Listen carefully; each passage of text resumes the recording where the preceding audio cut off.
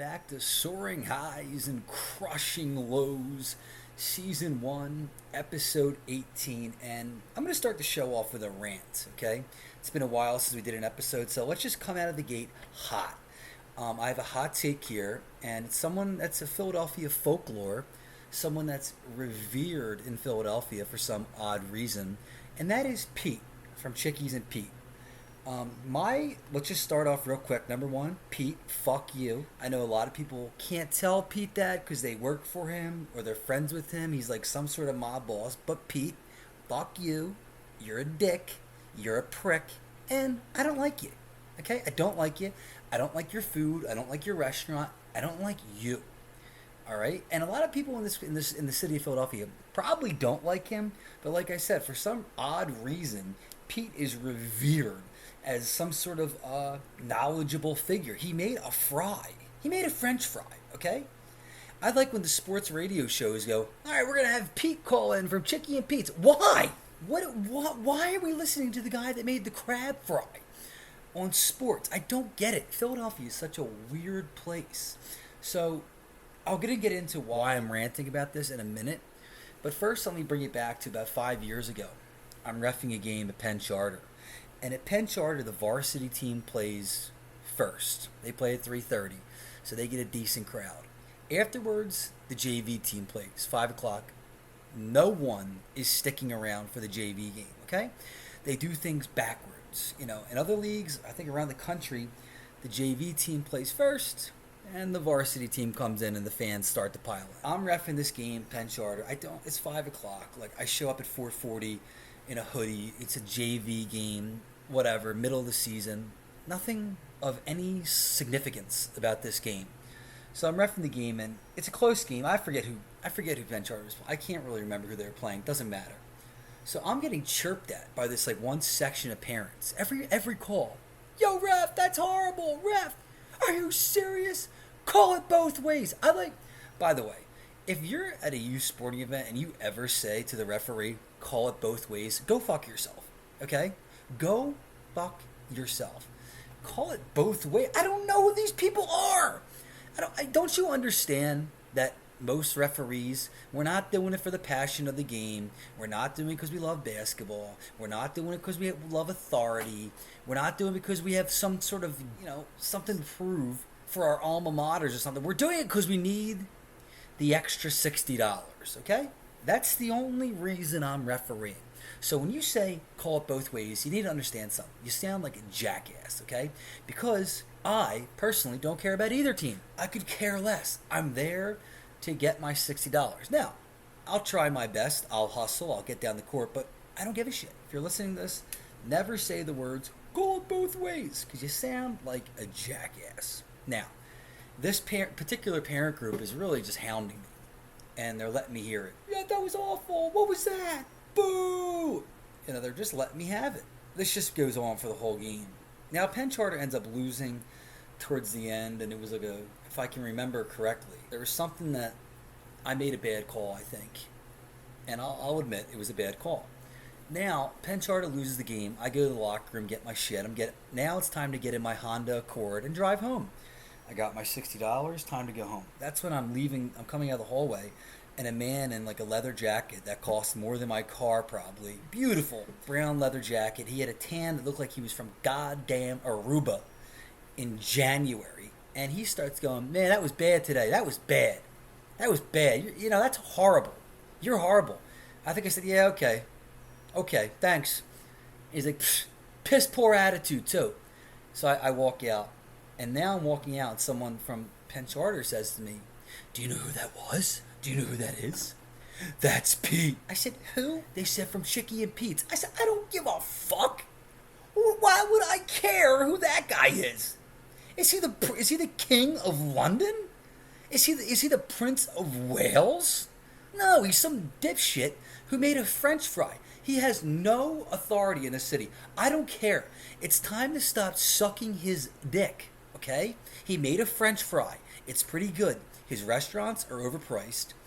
They're not that great. And he stole tips from people for years. The guy is a scumbag. Okay? I don't like him. And I'm sorry, people in Philadelphia. Oh, Chickie and Pete's. Chickie, fuck him.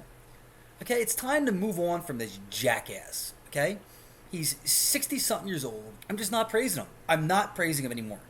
Okay, the hell with him. You might say, Frank, you're pretty riled up about this Pete guy. Why is that? Okay, because Wednesday night I went to a restaurant in the Northeast, and I'm not allowed to say it, which one it was, because, like I said, Pete thinks he's a goddamn mob boss. Okay, dude, you made a French fry. Get over yourself. You've already made your millions and millions and millions and millions and millions and millions.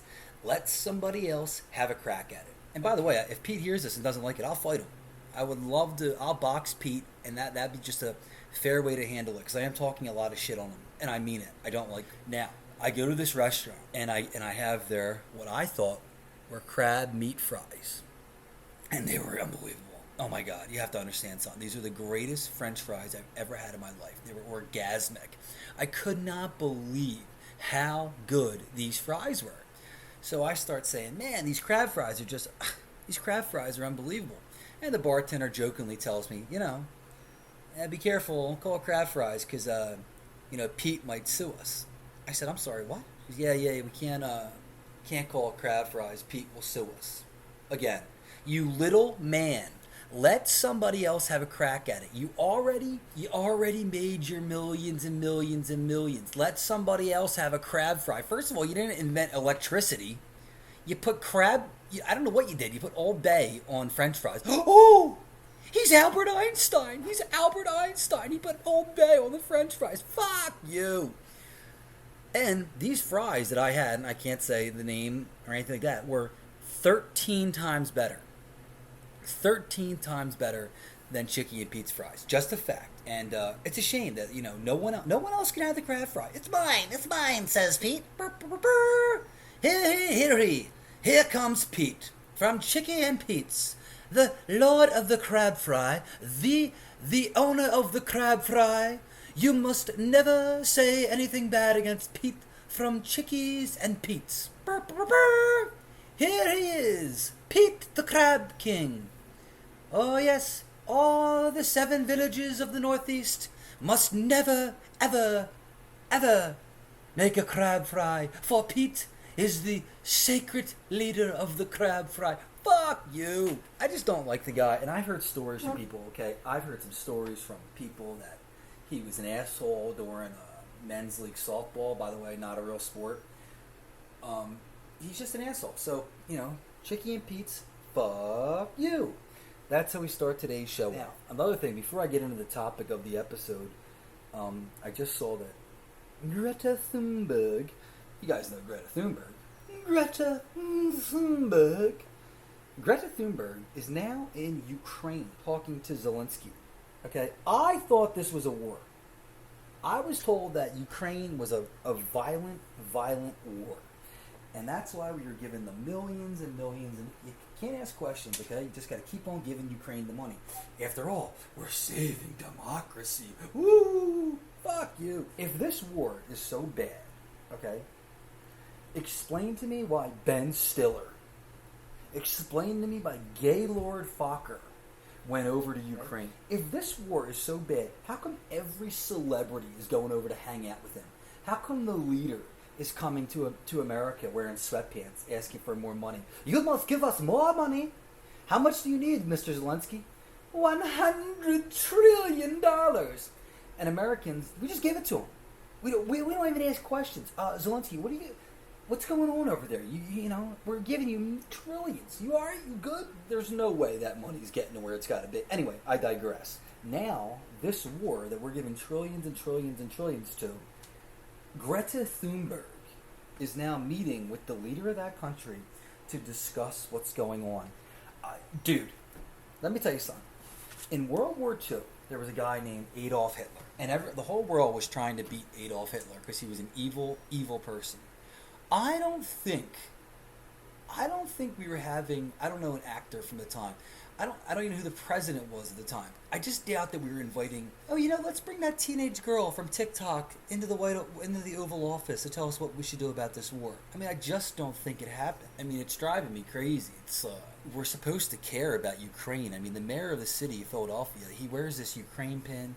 You see Ukraine, Ukraine, Ukraine, Ukraine, Ukraine, Ukraine. Like, enough. I'm not taking it seriously anymore. And number one, I don't care. I'm sorry. I mean, it's happening. What are we going to do? Save the world? Everybody? You got to take care of Americans first. Have you seen Kensington? Have you seen Portland? Our country's falling apart, and we just have to go, Ukraine, Ukraine, Ukraine, Ukraine.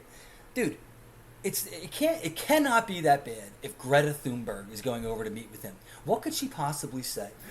Yes, Mr. Zelensky, your weapons, the smoke is causing to be polluted. It's war. I mean, the last thing we're worried about in a war should be climate. Okay, and another thing is, people keep telling me, do you care about climate change? Do you care about climate change? No, I don't. 500 years from now, the Earth's going to be what? 2 degrees hotter? I don't care. I'm not going to be here. And at that point, 500 years from now, I would expect society to have figured out a solution for it. Okay, maybe they're living in glass bubbles. I don't know. But I don't care what happened 500 years ago. And I don't care what's going to happen 500 years from now. Sorry. I want cheap gas. I want it now. The topic of this week's episode is getting fired from jobs. And I'm no stranger to the subject matter. Okay, it's happened to me 3 or 4 times. And we'll just get into this real quick. I think the first time I got fired was from like a financial analysis job, which is amazing that I even got the job because I don't know anything about numbers. Okay, I have a criminal justice degree. I don't know why they hired me. Shame on them. I was there for 6 months. I didn't have a clue what I was doing. Okay, you could even ask me, what do you do? I'm like, I have no idea. I was just completely lost in translation. I had no clue what was going on. Every day I was like, why am I going to this job? I hate it. I was like literally suicidal. That's how much I hated this job. After 6-7 months, they fired me. Rightfully so. It's a cat. I didn't know what I was doing, so I got fired. However, they made me come in, and I was young and naive. I was 23 at this time. And I went in and participated in something called an exit interview. Now I'm older. I've been around the block a few times. I'm never participating in something like this again. So they tell me they're firing me. Okay. Then I got to fill out some bullshit exit interview form. Then I have to go into a room where there's like 5 managers, 5 women. Okay, so much for equality, right? I had 5 bosses. They were all females, and they were scary. Fran, we're letting you go. We just don't think this job's for you. We want you to succeed. We wish you the best of luck. Hey, nothing against these ladies. They were not nice ladies. But when you're firing someone, okay, there's really, if you're the person getting fired, there's really only 2 questions you have, okay? When do my benefits stop? Okay? And when is that next paycheck coming? That's it. Okay? There is no need for any more conversation, okay? These women sat there, well, we just don't think you do this. Shut up. I don't care. It's like when you're dumping someone, or I never dump someone, I'm usually getting dumped. Just dump me. Okay? I don't need to hear the fact that, you're fat, you're lazy, you're a degenerate gambler, you're an alcoholic. I don't need to hear all this, okay? I already know that. Just rip the Band-Aid off, okay? So that was the first time I got fired, and I was 23 years old. I didn't know any better. Another time I was fired, and this was a really bad one because this was a good career. I failed a drug test for alcohol. Now, I took the drug test thinking that they were testing for a drug. And you might ask, hey, Frank, what are drugs? Well, drugs would be marijuana, cocaine, benzos. I think those are the 3 things that I assumed were on a drug test. I wasn't drinking before the test. I was drinking the night before. And I took the drug test, and they called me and said, hey, we found some alcohol in your system, and we're letting you go. I said, excuse me? Alcohol?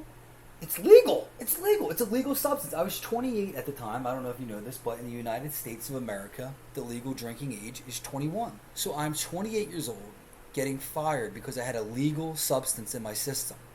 And the person that fired me from this job just so happened to smoke about 3 packs of cigarettes a day. We could get into a pissing match about this all day. At the end of the day, I was fired. However, nicotine is technically a drug. So You're firing me for drinking alcohol, which is a legal substance, but you smoke 3 packs a day of nicotine, which is a legal substance, but it's held in the same regard as alcohol. You have to be a certain age to drink it, and smoke it, and once you're that age, you can smoke it.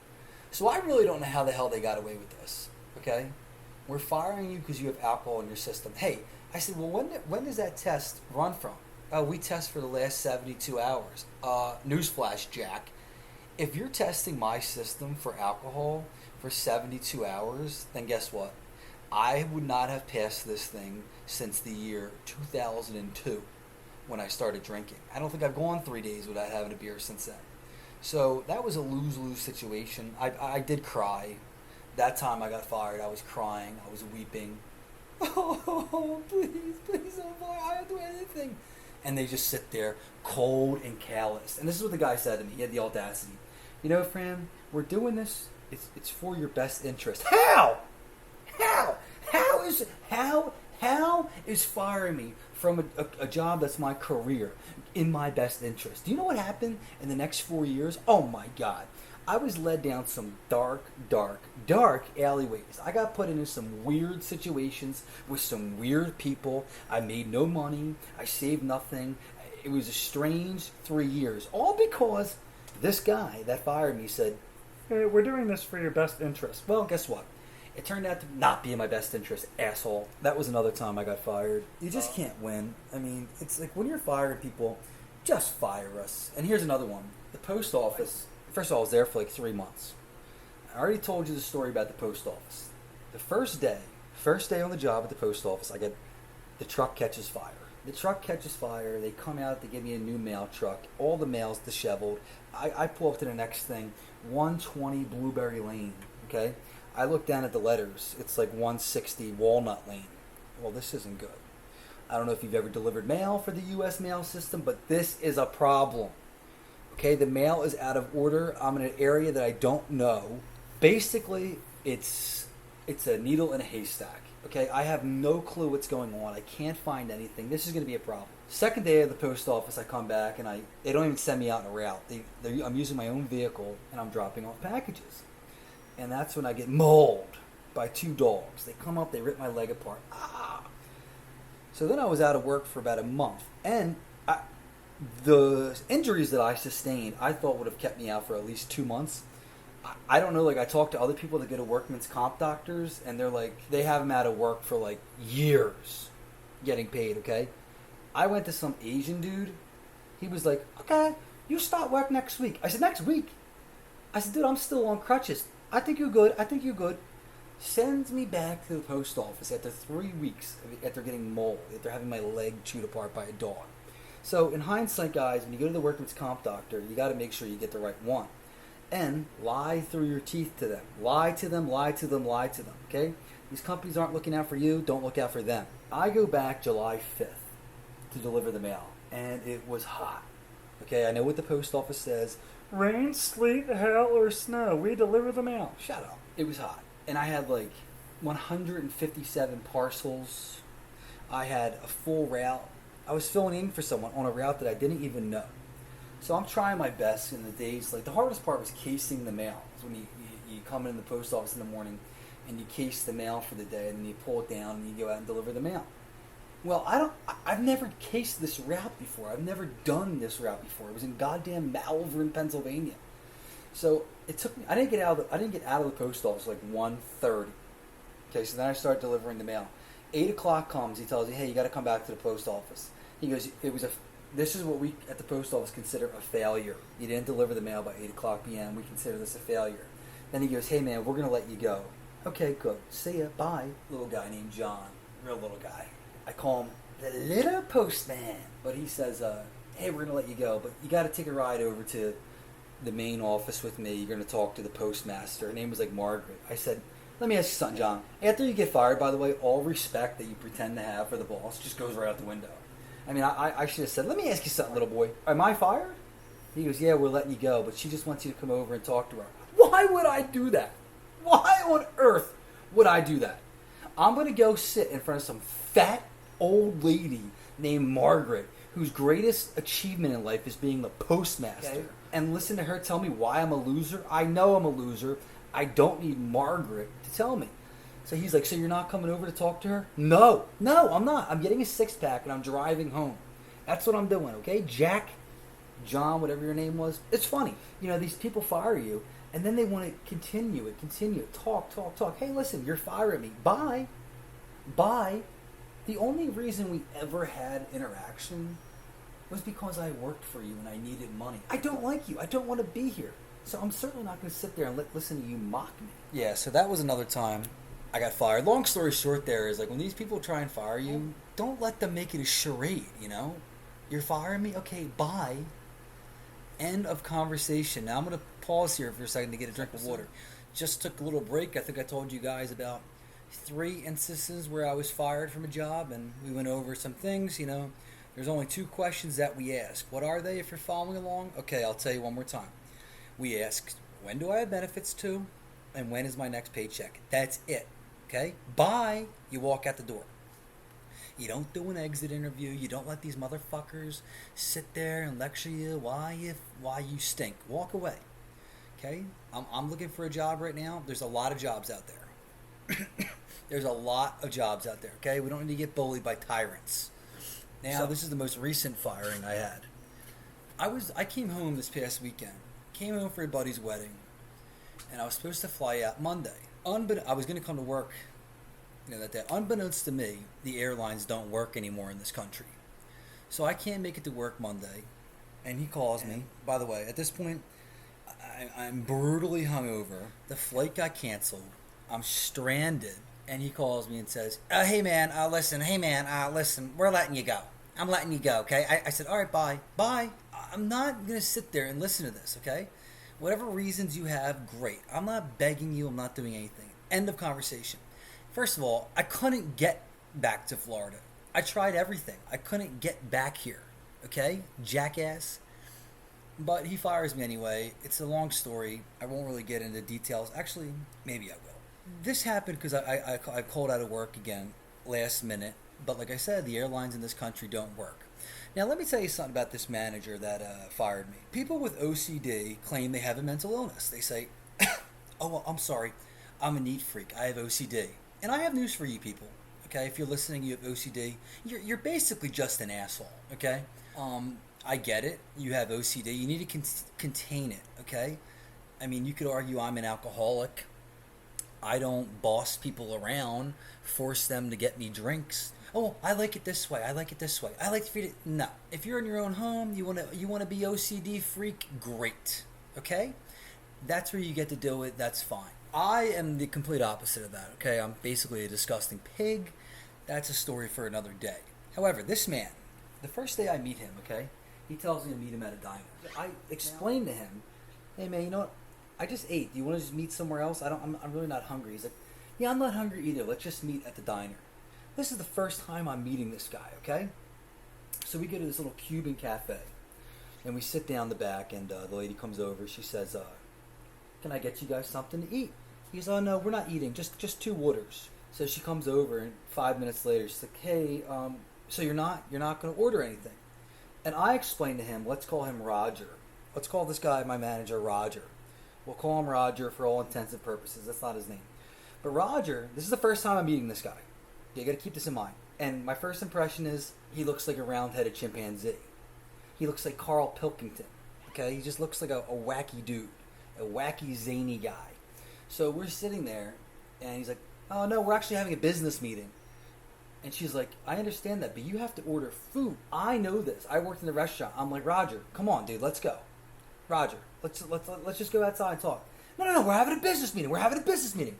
I said, "Roger, we have to order food. It's a restaurant. It's a business. We can't just sit here and use their tables. We have to order something." I'm like, Jesus Christ, I'll order a Cuban sandwich. So Roger is now saying to the waitress, "We're having a business meeting." Now the cook comes over. At this point, I stand up and walk out the restaurant. I'm not a confrontational person, and I think Roger is wrong. You have to order food in a restaurant.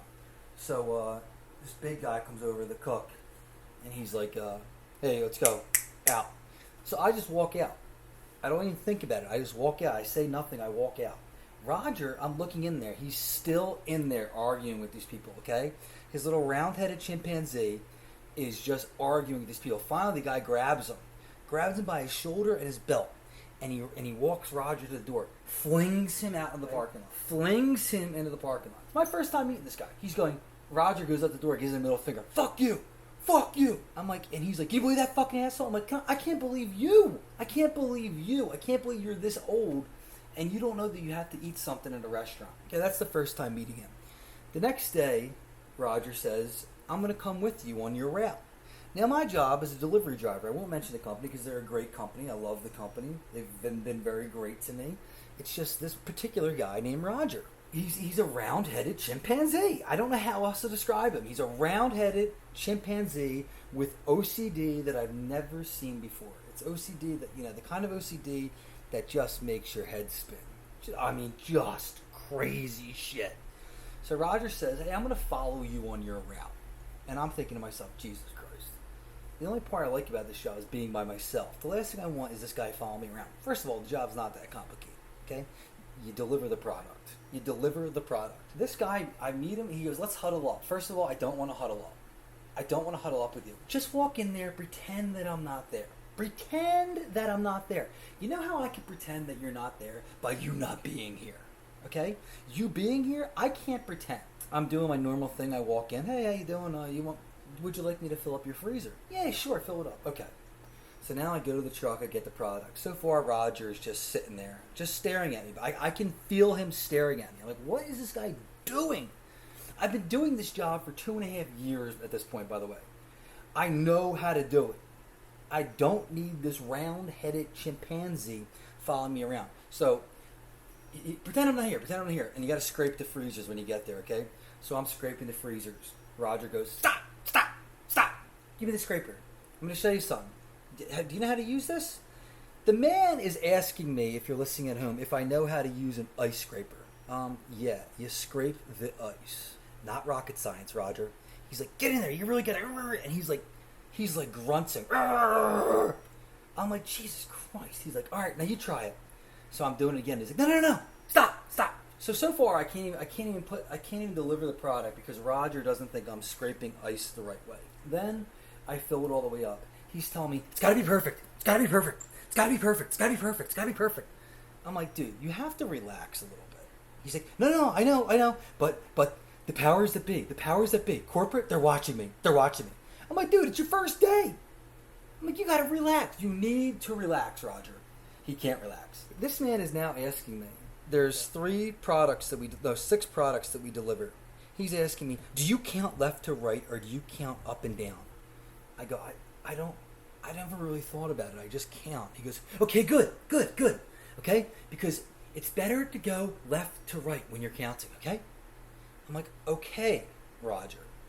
He's like, I'm just trying. Everything has to be perfect. Now the crazy part starts. Now you're taking a picture of the product that you deliver, okay? I'm taking the picture. He's like, let me see the picture. No. What filter did you use? I said, are you fucking kidding me? This isn't the Mona Lisa. I'm delivering the product. I'm taking a picture of the product. He's like, it's gotta be on portrait mode. I'm telling you, this is how they want it. Look, I'm getting a lot. The powers that be, corporate, this is how they want it. I'm like, bro, this is just gonna be hell. I mean, this is gonna be hell working with this guy. It was for I've only been with him 4 months and he fired me this week. It is what it is. But not having to work with this round-headed chimpanzee again. Listen, 3 people have been hired since I've been there. 2 have quit. They quit in the middle of the day because they say, I just can't deal with Roger. I mean, he's a tyrannical nut job. Everything with this man was a problem. I mean, and then he made life miserable for me. The little round-headed chimpanzee. I've never seen a man this analytical. One time I went to go pump gas with the guy. We're pumping gas. He starts sniffing the nozzle. I'm like, Jesus, Roger, what are you doing? He's like, I love it. I love this smell. So not working for him anymore is going to be great. If anyone's listening out there wants to, is hiring, let me know. I have a college degree. great personality, great water cooler guy. I just can't deal with round-headed chimpanzees with OCD. I just can't deal with it. Nothing is okay with this guy. You're just delivering the product. He just follows you around. Pretend I'm not here. Pretend I'm not here. Dude, go away. Okay? That's my message to Roger. Roger, fuck you. Don't like you. Really don't like you. I think more people are going to quit. You're insufferable, and we move on. So that's 4 getting fired stories. I'm opening up this week on the podcast. If you've ever been fired, okay, I want to hear some stories. I want to hear, what happened, how it went down. I'll tell you one thing. Earlier on the podcast, I talked about my old boss, Pig Virus. And Pig Virus was a tyrant, was he not? Pig Virus was a bureaucratic, tyrannical douchebag. Now, Pig Virus, I didn't get fired from Pig Virus. I resigned because the job was, crawling around attics looking for rats, and it wasn't really that great of a job. So I resigned, and Pig Virus and I left on good terms. There was no problem. I said, all right, man, I'll see you later. I'm taking another job. That other job was with the round-headed chimpanzee. I get a call 3 weeks ago telling me, hey, Fran, this is so-and-so from Massey you used to work with. Hey, man, how's it going? He's like, hey, John, stormed out of the office and had a breakdown, quit in the middle of the day. So sometimes in life, when things keep happening, like you keep losing jobs, you have to ask yourself, is it me? Taylor Swift says, hi, I'm the problem, it's me. And I'm reflecting on my last 2 employments and the 2 bosses that I had. I don't think it's me. And Pig Virus having a mental breakdown and quitting in the middle of the day when he was the manager is brilliant. I gloat over it. I like to see bad people fail. Pig Virus fails. I'm happy about it. So, I don't wish him any harm. I hope Pig Virus has a happy life. I just don't. As a boss, I hate him. As a person, I hate him. And I don't want to deal with him anymore. I hope he goes and has a happy life off in the woods somewhere. I don't want a round-headed chimpanzee to fail, but he's going to fail. No one can work with you if you have that intense OCD. I mean, I felt like I was in 6th grade with this guy. Ooh. The powers that be. The powers that be. The powers that be. Who are the powers that be? He tells you the one day, hey man, just so you know, corporate's watching you. They're watching you. I'm like, then I don't want to work here. I don't want to be watched. What are you talking about? They're watching me. They're watching me take a shit? I mean, it's just so weird. And by the way, the job, like I said, great company. I'm not saying anything bad about the company. I was getting paid $18 an hour. I was working 50 hours a week and I could barely make rent, okay? I'm not exactly going to go crying the fact that I lost this job. And I'm unemployed. I'm getting unemployment. That's fantastic. More time for the podcast. Am I right? Yeah. So Pig Virus had a mental breakdown and quit. That's fantastic. If you're listening at home and you have any stories and you want to call in, you want to write a message to the show, that'd be great. Now I have to go back to the airlines. Man, oh man. So now, at this point, my one flight was canceled, and I was fired because of that. That was Monday. So now I got a flight out of Philadelphia. The flight earlier in the day was out of Trenton. So I got a flight out of Philadelphia Monday night. And this flight is supposed to leave at 6:30 originally. Gets delayed till 9:30. Okay, I'm thinking to myself, not a problem. Take a nap.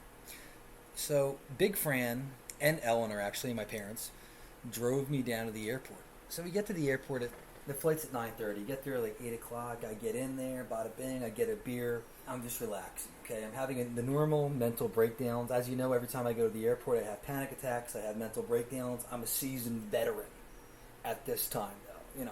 Mental breakdowns are I'm the Michael Jordan of mental breakdowns. I handle them better than anyone. What you got to do is start excessively taking melatonin and drinking alcohol, but that's a story for another day. I'm thinking to myself, let's just get back to Florida and figure shit out, okay? I'm sitting on the plane, and I took, I had my alcohol that I finished, and I took 3 melatonins. I am going to sleep. I'm in the middle row. I pass out. I'm out like a lamp, okay? I wake up about an hour and 25 minutes later. So I wake up, look at my phone. It's 10:50. I'm thinking to myself, look at the window. Did we even get up in the air? I say to the guy next to me, what happened? He goes, yeah, we're still on the runway. We sat on that runway for 3.5 hours, okay? My question to the airlines is, what the fuck are we doing sitting on the runway for 3.5 hours? Figure it out. If we don't get up in the air in an hour, okay, after you've already boarded, and the flight attendants that did their little spiel. If we don't get up in the air in an hour from the time we're on the runway, just send us home, okay? I don't want to sit there. I don't want to be tortured by you. I mean, these airlines they're torturing people. They're torturing people. They sit you on the runway for like, fuck, you could sit there for 5 hours on the runway, on the plane. Why? Get us off the plane. I mean, I'm hearing stories about people pulling the emergency handle for the slides, and I don't blame them. I mean, hey, you're going to get a felony for this, but I'm going to go crazy if I stay on this plane. So now I get off the plane, okay? Now it's pandemonium. Everyone's trying to get to the lady. At Spirit Airlines, there's one lady working. Just one lady, by herself. Everyone calm down. Everybody calm down. If you want to rebook your flight, you have to talk to me. So now I was like section row 11. Now I'm like 55 people back in this line to rebook. So the first person that's getting rebooked, she comes back to the front line. She says, the rebooking that they're offering you is to fly out of Philadelphia Thursday, fly to Detroit for a 5-hour layover, and then fly to Fort Lauderdale. What? Fly to Detroit for 7 hours? Why? What are you talking about? How come you can't get a plane up the next day? I mean, what's going on? So I'm like, I'm not fucking doing that. So I leave. I'm looking for flights. I'm checking American Airlines. $2,700 to fly to Florida, okay? I could fly to Australia for that much money and back. $2,000. I'm checking Delta. $1,800. I'm checking United. $2,000. I'm checking JetBlue. $3,000. What is going on? They're price gouging us. They got us by the balls, okay? The airlines got you by the balls. Oh, and once you're trapped, you're trapped. I mean, they really do trap you. I mean, I think it's a game they're playing. It's a sadistic, it's a cruel game, but they're playing it. And so then I can't get a flight until Friday. Okay? Now, the next day I wake up, okay, I'm leaving Friday, no problem. The Friday flight gets canceled already. How am I going to get back to Florida? It's a 5-day adventure. So finally I had to go to Atlantic City. I get to Atlantic City, I fly out of there, I get back. But, so this trip I took home, supposed to be for 3 days, ended up being a 7-day adventure. They say there's a travel advisory to Florida if you're of a certain group. I'm going to go ahead and issue a travel advisory for the whole country. Flying domestic could possibly make you lose your sanity. Flying domestic could possibly make you go bankrupt. Flying domestic will make you lose your job. Flying domestic will ruin relationships. Flying domestic will overall make you lose your sanity. So you have to ask yourself, is it worth it? Alright guys, I'm going to wrap up episode 18 of Soaring Highs and Crushing Lows. Probably said too much in that episode, probably went a little too crazy, but that's just what we do here. One last thing, I encourage people, if you're down the shore this weekend for the 4th of July and you pass by Sea Isle Ice, do me a favor, yell out, "Little Ice Man," and send me the video. I get a real kick out of that. I find it funny.